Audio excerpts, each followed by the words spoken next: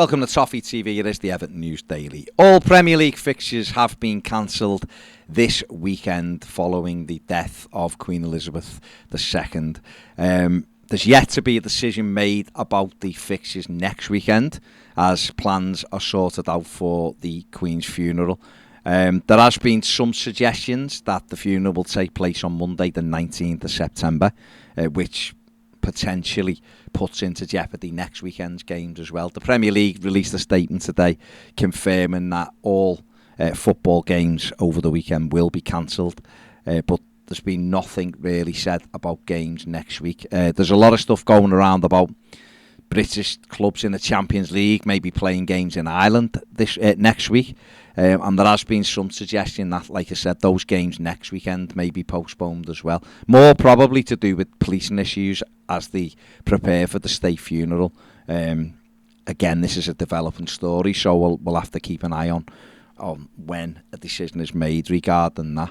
You would have thought that this was protocol, though, and that they'd be able to come out and confirm for next week, because people that do make plans, and you feel for everybody who's made plans this weekend, and obviously Evertonians who've been going down to the Emirates and stuff, and people maybe flying in from different places, understand this is a big event, a big thing that's happened.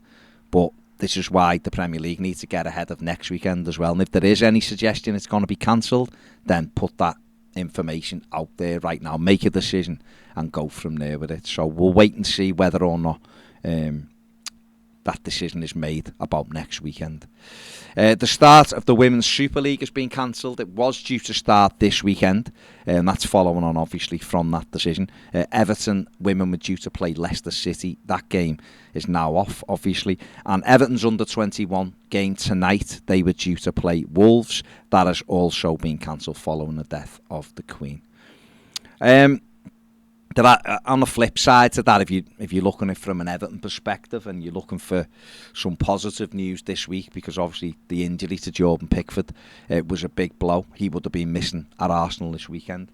With the fixture being off, then maybe judging, when you factor into the international break as well, which follows next weekend's games, Jordan Pickford, if the game does go ahead, may only actually miss one Everton game, which will be next weekend against West Ham. If that's called off and Everton aren't back in action until October the 1st, then Pickford quite possibly will be available for Everton's trip to Southampton, which is the first fixture after the international break. So, if you're looking at it from an Everton perspective, then it's given players a chance to recover properly. Obviously, Dominic Calvert-Lewin's getting fitter. Abdoulaye Doucouré has been out recently as well. So for Frank Lampard, he could have a bigger squad by the time Everton next take the pitch. So we'll have to wait and see.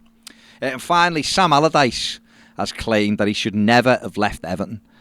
He thinks his sacking was unjustified. He was speaking on the Cammy and Ben podcast, and he said when he took over at Everton, the club was in 16th to 17th and they got up to 8th position. He said he understands there was complaints about the style of play.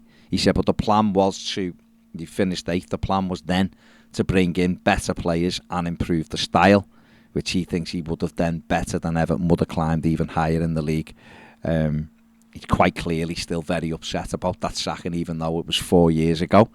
He's not let it go, has he? And listen, in the grand scheme of things, yeah, he finished 8th position with that squad. Would it have got any better if he stayed? I don't know. I don't think Evertonians were over enamoured with him anyway. I mean, we were safe in the Premier League, and he never tried to change the style towards the end of the season. He never tried to be a little bit more expansive. He just continued doing what he did, and like I say, I mean, he got an 8th place finish, and he can always say that, and that's probably why he does feel unjustified with the sacking. But Farhad Moshiri was always going to change him that summer anyway, and obviously he did get sacked, and Everton brought in Marco Silva and Marcel Brands. So Sam Allardyce still very clearly upset with his sacking. So there you go. That is the News Daily. Give the video a thumbs up, subscribe if you haven't, and if you want more videos, join us on Premier. The link is in the description, and the QR code is on the screen now.